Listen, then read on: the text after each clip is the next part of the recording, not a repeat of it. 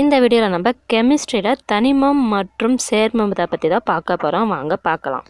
First நம்ம தனிமத்தை பற்றி பார்த்தலாம். தனிமம்னா ஒரே விதமான அணு அப்படின்னா மூலக்கூறால் உருவானது தான் தனிமம்.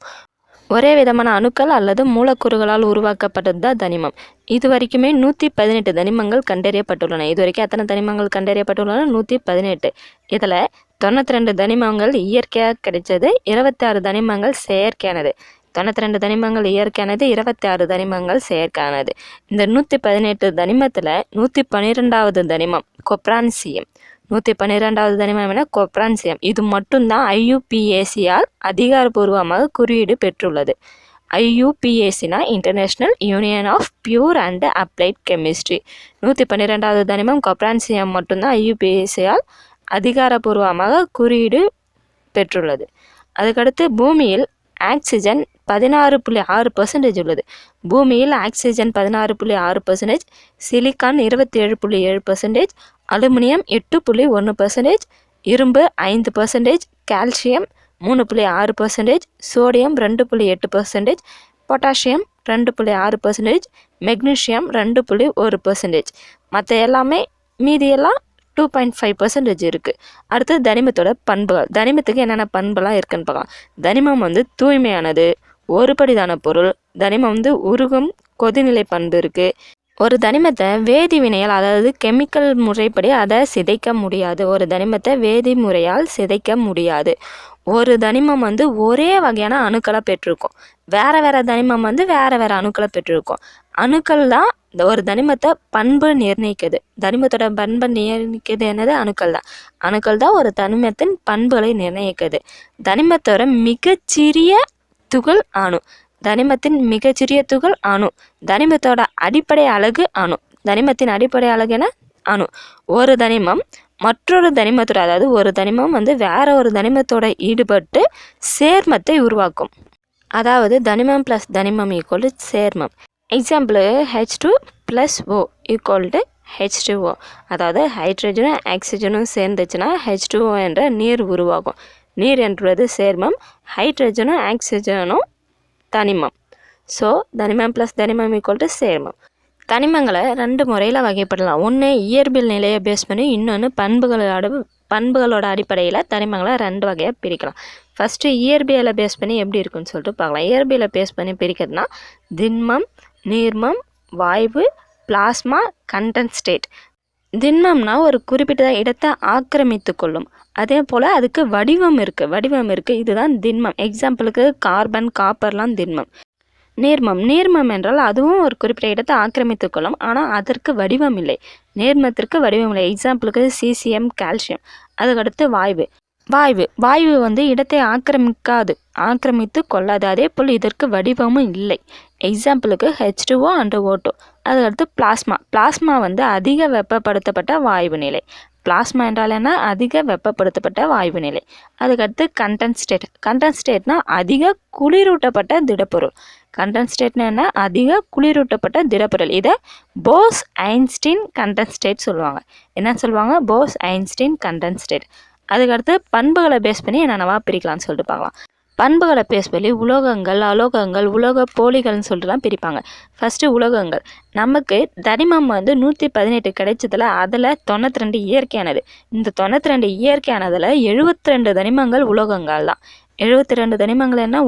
உலோகங்கள்லாம் கடினமானவை, அதாவது ரொம்ப ஸ்ட்ராங்காக இருக்கும், பளபளப்பாக இருக்கும். அதை தகடாக அடிக்க முடியும், கம்பியாக நீட்டவும் முடியும். உலோகங்கள் மின்சாரத்தை கடத்தும். அதே போல் ஒளி எழுப்பும். உலோகங்கள் ஒளி எழுப்பும். அடர்த்தி மிகுந்த உலோகங்கள் வரிசை பிளாட்டினம், தங்கம், சில்வர், மெர்க்குரி. அதுக்கடுத்து அலோகங்கள் மென்மையாக இருக்கும், பளபளப்பாக இருக்காது. அதாவது பளபளப்பு தன்மையற்றது, தகடாக அடிக்க முடியாது. அதாவது அலோகம் உலோகத்துக்கு அப்படியே ஆப்போசிட்டாக இருக்கும். தகடாக அடைக்க முடியாது, கம்பியாக நீட்ட முடியாது, மின்சாரத்தை கடத்தாது, ஒளி எழுப்பாது. எடுத்துக்காட்டு கார்பன், ஆக்சிஜன். அதுக்கடுத்து உலோக போலிகள்ன்றது உலோக பண்பையும் பெற்றிருக்கும், அலோக பண்பையும் பெற்றிருக்கும். எக்ஸாம்பிளுக்கு ஆர்சனிக், ஆன்டிமனி, சிலிக்கான். இது எல்லாமே உலோக போலிகள்.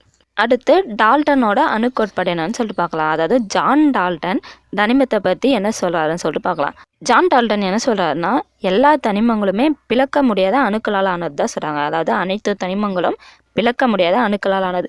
அணுக்கள்னா சிறு துகள்களால் ஆனது. அணுக்கள் என்றால் என்ன? சிறு துகள்களால் ஆனது. ஒரு தனிமத்தில் உள்ள அணுக்கள் எல்லாமே ஒரே மாதிரியாக இருக்கும். அதாவது ஒரு தனிமத்தில் உள்ள அணுக்கள் யாவும் ஒரே மாதிரியானவை.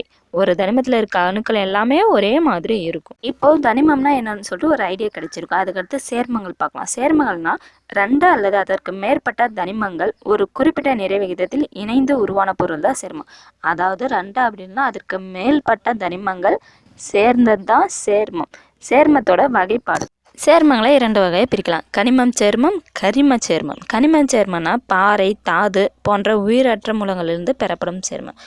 பாறை, தாது போன்ற உயிரற்ற மூலங்களிலிருந்து பெறப்படுவது கனிம சேர்மம். அடுத்து கரிம சேர்மங்கள். கரிம சேர்மங்கள்னா தாவரம் மற்றும் விலங்குகள் மூலம் இருந்து பெறப்படுவது. கனிம சேர்மங்களுக்கு எக்ஸாம்பிள் சமையல் சோடா, சுண்ணாம்பு கட்டி. கரிம சேர்மங்களுக்கு எக்ஸாம்பிள் சர்க்கரை, புரதம். சேர்மத்தின் சிறப்பிகள். 2 அல்லது அதற்கு மேற்பட்ட தனிமங்கள் ஒரு குறிப்பிட்ட நிறை விகிதத்தில் வேதியியல் முறையில் இணைந்தது சேர்மம் உருவாகிறது. அதாவது 2 அல்லது அதற்கு மேற்பட்ட தனிமங்கள் இணைந்தது தான் சேர்மம். எக்ஸாம்பிளுக்கு நீரில் ஹைட்ரஜன் மற்றும் ஆக்சிஜன் என்ற தனிமங்கள் சேர்ந்துள்ளது. இப்போது ஒரு தனிமத்தை நம்ம வேதியியல் முறைப்படி பிரிக்க முடியாது, அதாவது சிதைக்க முடியாதுன்னு சொல்லிட்டு பார்த்தோம்ல, அதே மாதிரி சேர்மத்தை இயற்பியல் முறைப்படி பிரிக்க முடியாது. எப்படி? சேர்மத்தை இயற்பியல் முறைப்படி பிரிக்க முடியாது, ஆனால் வேதியியல் முறைப்படி பிரிக்கலாம். ஒரு சேர்மம் உருவாகும் போது வெப்பம் வெளியிடுதலோ அல்லது உறிஞ்சுதலோ நிகழ்கிறது. ஒரு சேர்மம் உருவாகும் போது வெப்பம் வெளியிடுதலோ அல்லது உறிஞ்சுதலோ நிகழ்கிறது. ஒரு குறிப்பிட்ட உருகுநிலை மற்றும் கொதிநிலையை ஒரு சேர்மம் பெற்றிருக்கும். சேர்மம் என்ன பெற்றிருக்கும்? குறிப்பிட்ட வெப்பநிலை அல்லது கொதிநிலையை பெற்றிருக்கும். சேர்மத்தோட பண்பு அதோட பகுதி பொருட்கள்லேருந்து வேறுபடும். இப்போ அதாவது சேர்மம்னா என்ன? 2 தனிமம் அப்படின்னா அதற்கு மேற்பட்ட தனிமங்கள் சேர்ந்தது தானே சேர்மம்.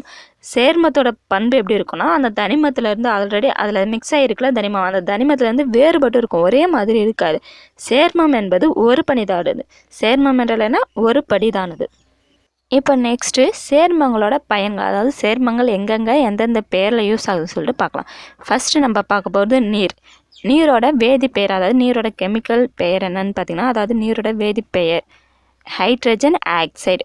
நீரின் வேதிப்பெயர் என்ன? Hydrogen oxide, H2O. நீரோட பகுதி பொருட்கள், நீரில் என்னென்ன பகுதி பொருட்கள் இருக்குதுன்னு பார்த்தீங்கன்னா ஹைட்ரஜன் அண்ட் ஆக்சிஜன். நீரோட பயன் குடிநீராக பயன்படுகிறது, கரைப்பானாக பயன்படுகிறது. அதுக்கடுத்து சாதாரண உப்பு. சாதாரண உப்போட வேதிப்பெயர் சோடியம் குளோரைடு. சாதாரண உப்பின் வேதிப்பெயர் சோடியம் குளோரைடு, NaCl. இதன் பகுதி பொருட்கள் சோடியம் மற்றும் குளோரின். சாதாரண உப்பு எங்கெல்லாம் பயன்படுகிறதுன்னு பார்த்தீங்கன்னா, மீன், இறைச்சிலாம் கெடாமல் பாதுகாக்கிறதுக்காக உப்பு பயன்படுகிறது. அதுக்கடுத்து சர்க்கரை. சர்க்கரையோட வேதிப்பெயர் சுக்ரோஸ். சர்க்கரையின் வேதிப்பெயர் சுக்ரோஸ், C12H22O11. C12H22O11. சர்க்கரையோட வேதிப்பெயர் சுக்ரோஸ். சர்க்கரையில் என்னென்ன பகுதி பொருட்கள்லாம் இருக்குதுன்னு பார்த்தீங்கன்னா கார்பன், ஹைட்ரஜன், ஆக்சிஜன். சர்க்கரையோட பயன் எங்கெல்லாம் யூஸ் ஆகுது? இனிப்பு, பழச்சாறு, மிட்டாய் தயாரிக்கலாம் சர்க்கரை யூஸ் ஆகுது. அடுத்து ரொட்டி சோடா. ரொட்டி சோடாவோட வேதிப்பெயர் சோடியம் பைகார்பனேட். ரொட்டி சோடாவின் வேதிப்பெயர் sodium bicarbonate, NaHCO3. Sodium bicarbonate, NaHCO3. பகுதி பொருட்கள் sodium, hydrogen, carbon, oxygen. Sodium bicarbonate அதாவது ரொட்டி சோடா எதற்கெல்லாம் பயன்படுகிறதுன்னு பார்த்தீங்கன்னா, தீ அணைப்பு, பேக்கிங் பவுடர், கேக், ரொட்டி இதெல்லாம் தயாரிக்கிறதுக்கு பயன்படுகிறது. தீ அணைப்புலாம் தீயை அணைக்கிறதுக்கு பயன்படுகிறது. பேக்கிங் பவுடர், கேக் மற்றும் ரொட்டி தயாரிக்க ரொட்டி சோடா பயன்படுகிறது. அதுக்கடுத்து சலவை சோடா. சலவை சோடாவோட வேதிப்பெயர் சோடியம் கார்பனேட். சலவை சோடாவின் வேதிப்பெயர் சோடியம் கார்பனேட். பகுதி பொருட்கள் சோடியம், கார்பன், ஆக்சிஜன். சலவை சோடா எதுக்கெல்லாம் யூஸ் பண்ணிக்குதுன்னா, தூய்மையாக்க, கடின நீரை மென்மை நீராக்கலாம் பயன்படுகிறது. அதுக்கடுத்து சலவை தூள். சலவை தூள் கால்சியம் ஆக்சிக்ளோரைடு. சலவை தூளின் வேதிப்பெயர் கால்சியம் ஆக்சிக்ளோரைடு, CaOCl. CaOCl. இதோட பகுதி பொருட்கள் கால்சியம், ஆக்சிஜன், குளோரைடு. சலவை தூள் எதுக்கெல்லாம் பயன்படுகிறதுன்னு பார்த்தீங்கன்னா, சலவை தொழில் செய்ய, கிருமி நாசினியாக பயன்படுகிறது, குடிநீரை சுத்திகரிக்க பயன்படுகிறது. அதுக்கடுத்து கோப்பார் வாயு. கோப்பார் வாயுவோட வேதிப்பெயர் மீத்தேன். கோப்பார் வாயுவின் வேதிப்பெயர் மீத்தேன், CH4. இதில் கார்பன் அண்டு ஹைட்ரஜன் இருக்குது. இதோட பயன் இயற்கை வாயுவாக பயன்படுகிறது. அதுக்கடுத்து சுட்ட சுண்ணாம்பு. சுட்ட சுண்ணாம்போட வேதிப்பெயர் calcium oxide, CaO. Calcium oxide, CaO. இதோட பகுதி பொருட்கள் கால்சியம் அண்டு ஆக்சிஜன். இது சிமெண்ட் மற்றும் கண்ணாடி தயாரிக்க பயன்படுகிறது. அதுக்கடுத்து நீரேற்றிய சுண்ணாம்பு. நீரேற்றிய சுண்ணாம்போட வேதிப்பெயர் calcium hydroxide, CaOH2. Calcium, hydrogen, oxygen இதில் பகுதி பொருட்களாக இருக்குது. இது வெள்ளை அடிக்க பயன்படுகிறது. அதுக்கடுத்து சுண்ணாம்புக்கல். சுண்ணாம்புக்கல்லின் வேதிப்பெயர் கால்சியம் கார்பனேட். சுண்ணாம்புக்கல்லின் வேதிப்பெயர் கால்சியம் கார்பனேட், CaCO3. இதில் கால்சியம், கார்பன், O2 இருக்குது, அதாவது ஆக்சிஜன் இருக்குது. இது சுண்ணாம்பு கட்டி தயாரிக்க பயன்படுகிறது. நெக்ஸ்ட்டு அணுக்கட்டு எண் என்றால் என்னன்னு சொல்லிட்டு பார்க்கலாம். அணுக்கட்டு எண்ணுன்னா ஒரு தனிமத்தோட மூலக்கூறில் எத்தனை அணு இருக்கோ அதுதான் ஒரு தனிமத்தோட அணுக்கட்டு எண்.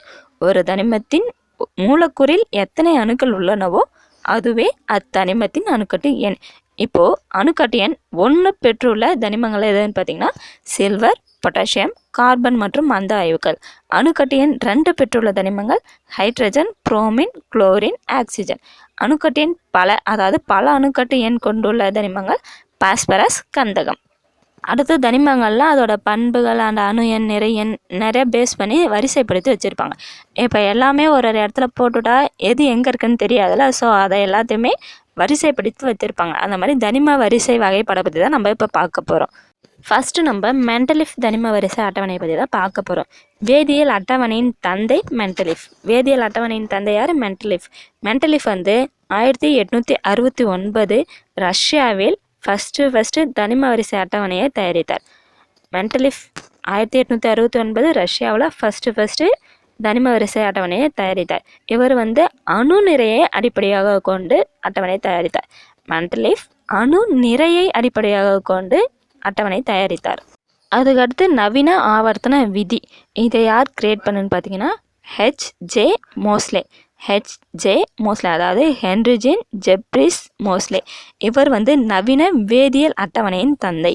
நவீன வேதியியல் அட்டவணையின் தந்தை H.J. மோஸ்லே. வேதியியல் அட்டவணையின் தந்தை மெண்டலிஃப். இது ரெண்டுத்துக்கு டிஃப்ரென்ஸ் இருக்க பார்த்துங்க. H.J. மோஸ்லே வந்து எக்ஸ் கதிர்களை பயன்படுத்தி தனிமங்களின் அதிர்வெண்ணை அளந்தார். H.J. மோஸ்லே எக்ஸ் கதிர்களை பயன்படுத்தி தனிமத்தின் அதிர்வெண்ணை அளந்தார். அதே மாதிரி இவர் வந்து அணு எண்ணை பேஸ் பண்ணி தனிமங்களை வகைப்படுத்தினார். மெண்டலிஃப் வந்து அணு நிறையை பேஸ் பண்ணி தனிமங்களை வகைப்படுத்தினார். H.J. மோஸ்லே வந்து அணு எண்ணை பேஸ் பண்ணி தனிமங்களை வகைப்படுத்தினார். அணு எண்ணை பேஸ் பண்ணி தனிமங்களை வகைப்படுத்தி அதற்கு ஒரு வர்க்க மூலம் அணு எண்ணெலாம் இருக்க மாதிரி ஒரு படம் வரைந்தார். அந்த படமும் நேராக அமைந்தது. படம் வரைந்தார், அதாவது வரைபடம் வரைந்தார். அந்த வரைபடமும் நேராக தான் இருந்தது. இதுதான் நவீன ஆவர்த்தன விதியோட முக்கியமான பாயிண்ட்ஸ். நெக்ஸ்ட்டு டோபரின் மும்மை விதி. டோபரின் மும்மை விதி. இதில் டோபர் என்ன சொல்கிறாருன்னா தனிமங்களோட பண்புகளை பேஸ் பண்ணி 3 தொகுக்கலாம். அந்த மாதிரி 3 தொகுக்குள்ள சென்டரில் இருக்க தனிமம், அதாவது ஃபஸ்ட்டு 3 வைக்கிறோம்ல, சென்டரில் நடுவில் இருக்க தனிமம் வந்து தனிமத்தோட அணுநிறை வந்து மற்ற 2 தனிமங்களோட அணுநிறையின் சராசரிக்கு சமமாக இருக்குன்னு சொல்லிட்டு டோபரோட முன்மை விதி கூறுகிறது. இப்போ எக்ஸாம்பிளுக்கு லித்தியம், சோடியம், பொட்டாசியம் என்ற 3 தனிமங்கள் இருக்குன்னு வச்சுக்கோங்க. லைனாக இருக்குது. இதில் லித்தியத்தோட அணுநிறை 7, சோடியத்தோட அணுநிறை 23, பொட்டாசியத்தோட அணுநிறை 39. இதில் சென்டரில் என்ன இருக்குது? சோடியத்தோட அணுநிறை 23.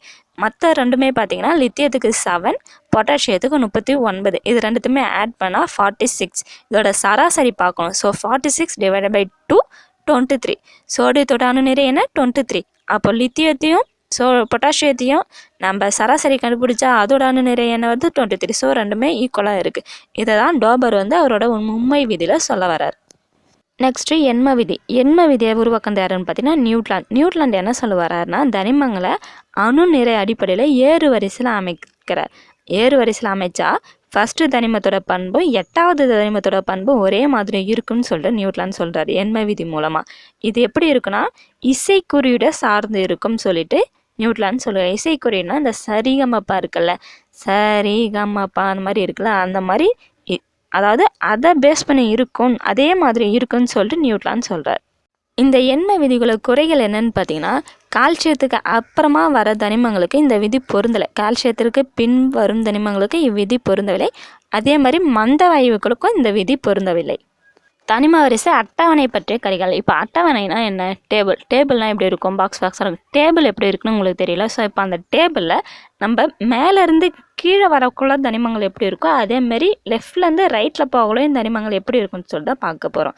மேலேருந்து கீழே வரக்குள்ள அதோட உருவ அளவு அதிகரிக்கும். லெஃப்ட்லேருந்து ரைட்டில் போகக்குள்ள உருவ அளவு குறைஞ்சிக்கிட்டே போகும். அதேமாரி மேலேருந்து கீழே வரக்குள்ள அயனியாக்கும் ஆற்றல் குறையும். லெஃப்ட்லேருந்து ரைட்டில் போகக்குள்ள அயனியாக்கும் ஆற்றல் அதிகரிக்கும். அதே மாதிரி மேலேருந்து கீழே வரக்குள்ள எலக்ட்ரான் நாட்டம் குறையும். லெஃப்ட்லேருந்து ரைட்டில் போகக்குள்ள எலக்ட்ரான் நாட்டம் அதிகரிக்கும். இப்போது தனிம வரிசை அட்டவணையில் ஒரு காலத்துக்கும் ஒரு நேம் இருக்கும். இப்போ ஃபஸ்ட்டு காலத்தை கார உலகம், செகண்ட் கார மண் உலகம் குடும்பம், அதுக்கப்புறம் 13 பார்த்திங்கன்னா போரான் குடும்பம், 14 கார்பன் குடும்பம், 15 நைட்ரஜன் குடும்பம், 16 ஆக்சிஜன் குடும்பம். அதாவது 16 கால்கோஜன் சொல்லுவாங்க. கால்கோஜன் ஆக்சிஜன் குடும்பம் அல்லது கால்கோஜன் சொல்லுவாங்க. 17 குளோரின் குடும்பம், இது ஹாலோஜன் சொல்லுவாங்க. 16 கால்கோஜன், 17 ஹாலோஜன், 18 மந்த வாயுக்கள். அடுத்து திட்ட விகித விதி, அதாவது மாறாத விகித விதி. திட்ட விகித விதி என்றால் என்ன? மாறாத விகித விதி. இதை ப்ரௌஸ்ட் வெளியிட்டார். திட்ட விகித விதி யார் வெளியிட்டார்? ப்ரௌஸ்ட். இதை என்ன சொல்கிறாங்கன்னா, ஒரு சேர்மம் எந்த முறையில் தயாரிக்கப்பட்டாலும், அதாவது ஒரு சேர்மம் எப்படி தயாரித்தாலும் அதில் இருக்க தனிமம் ஒரு குறிப்பிட்ட எடையிலிருந்து மாறாமல் இருக்கும். இதுதான் திட்ட விகித விதி. திட்ட விகித விதி யார் சொன்னால்? ப்ரௌஸ்ட். என்ன சொல்கிறாருன்னா, ஒரு சேர்மம் எப்படி தயாரித்தாலும் சரி அதில் இருக்க தனிமத்தோட எடை மாறாமல் இருக்கும் அப்படின்னு சொன்னது யார்? ப்ரௌஸ்ட். இப்போ தனிமம் மற்றும் சேர்மம் இல்லாமல் கலவைகள்னு சொல்லிட்டு ஒன்று இருக்குது. கலவைகள் என்ன? தனிமம் சேர்மம் எல்லாம் மிக்ஸ் ஆனது தான் கலவை. அதாவது 2 அல்லது அதுக்கு மேற்பட்ட தனிமங்கள் அப்படி இல்லைனா சேர்மங்கள் கலந்தது தான் கலவை. இதை ஒரு படிதான கலவை இருக்குது, பலபடிதான கலவைன்னு சொல்லிட்டு 2ஆக பிரிக்கலாம். ஒரு படிதான கலவைனா ஒரே ஒரு நிலைமையில் மட்டும் இருக்கிறது. ஒரு படிதான கலவை எப்படி இருக்குன்னா, தெளிவான எல்லையில் மற்ற பகுதியிலிருந்து தனிப்பட்டு தெரியும். எக்ஸாம்பிளுக்கு உலோக கலவை, காற்று. பலபடிதான கலவைனா 2 அல்லது அதுக்கு மேற்பட்ட நிலைமைகளை கொண்டு இருக்கும். இப்போ நீரும் எண்ணெயும் கலந்த கலவை பலபடிதான கலவை. ஏன்னா அதில் நீரும் எண்ணெயும் மிக்ஸ் ஆகி இருக்கும். ஸோ இது பலபடிதான கலவை.